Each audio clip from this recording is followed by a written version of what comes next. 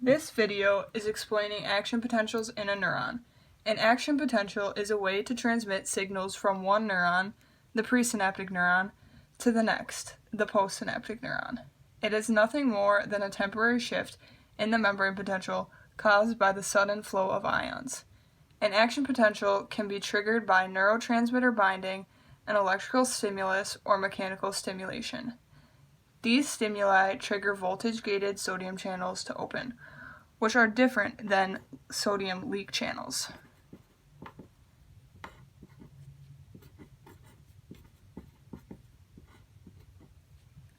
The sodium diffuses to the axon hillock, and once a voltage of negative 55 millivolts is reached, an action potential is triggered.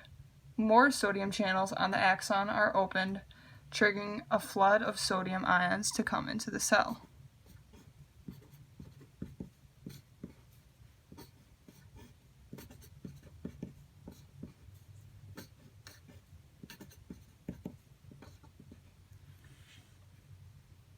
This is because their electrical and chemical equilibrium is pushing them inside the cell, and they have a strong desire to move in this direction. At this time, potassium channels begin to open as well, but these take longer to fully open and therefore do not have much of an effect at this time in the action potential.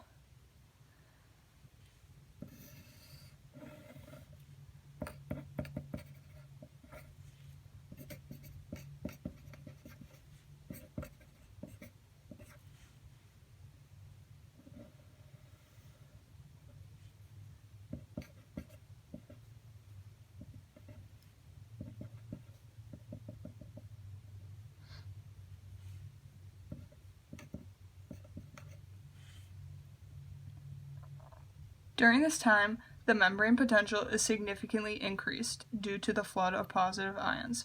This rising phase is called depolarization.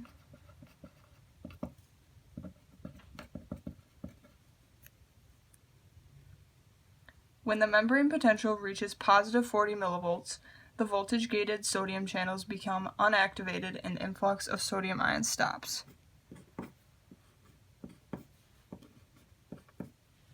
At this time, ion-gated potassium channels are fully open and large amounts of potassium begin to leave the cell, since they have a higher concentration inside the cell and the increased membrane potential is pushing them out.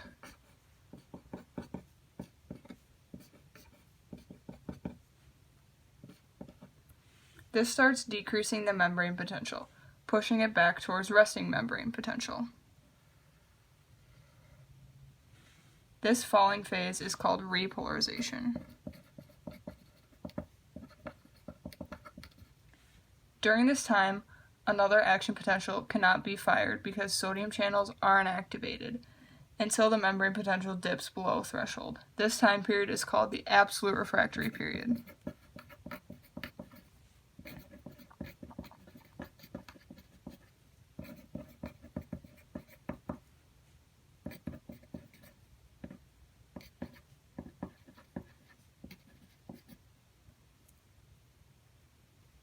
Because potassium channels are slow to close, like they were slow to open, the membrane potential dips below resting level, reaching around negative 85 millivolts in a stage known as hyperpolarization.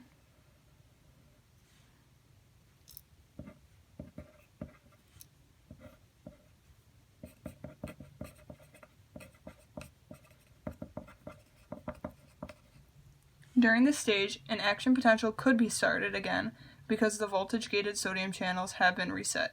However, it would require a much larger signal for an action potential to occur because the membrane potential is so negative.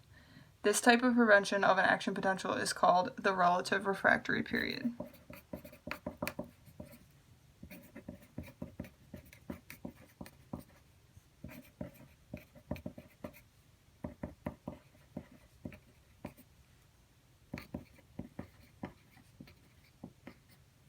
Next, the membrane is repolarized back up to negative 70 millivolts, the resting membrane potential. This occurs because the sodium-potassium pump restores the original concentrations of ions inside and outside the cell. It does this by pushing 3 sodiums out and 2 potassiums back in, both against their concentration gradients, which requires the use of ATP, making it a form of active transport. To transmit the signal down the rest of the cell, sodium ions are constantly moving down the axon due to charge-charge repulsion, forcing more and more voltage-gated sodium channels to open, and along with this, voltage-gated potassium channels.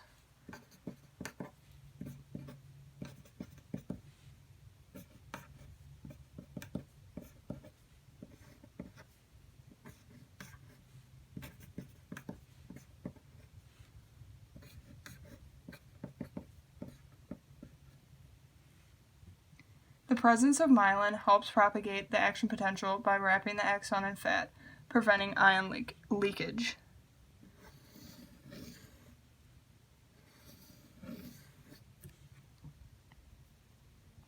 Signal propagation occurs until the signal reaches the axon terminal, where calcium begins to enter the cell and the process of synaptic transmission takes over.